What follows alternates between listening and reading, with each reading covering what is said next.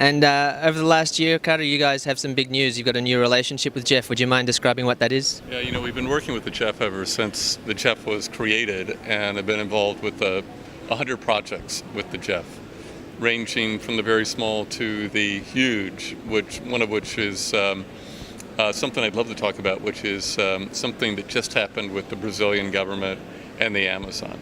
But this past year, we became a GEF implementing agency, which took several years of process to get there, but we're now really excited about the opportunity to work with country governments in advancing their sustainability agendas all around the world.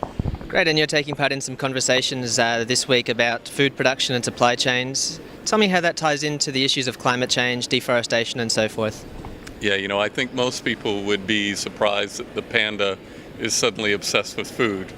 But all the places that we cherish in the world are changing. And they're changing not just because of climate change, they're changing because of conversion to food production more often than not. So it's beef and soy in the Amazon, it's palm oil in Borneo, it's coffee in places like West Africa.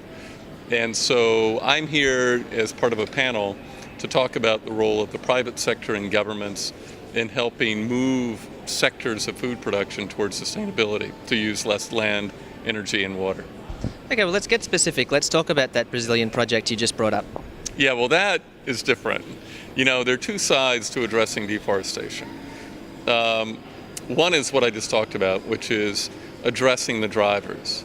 And the other one is keeping these places intact through a time-tested mechanism, which is parks. So one of the biggest GEF projects ever was something called ARPA. And it was a project with WWF, Brazilian government, Moore Foundation, and others to get behind the President Cardoso's commitment to create parks in the Amazon that amount to 60 million hectares. That's 1.5 Californias. And we've reached that goal, essentially. But now we need to finance it. And last week, all the participating agencies and parties, including Germany, Norway, the government of Brazil, and many others, inked a deal to provide permanent financing to all those parks, which keeps them intact and reduces the CO2 emissions from deforestation.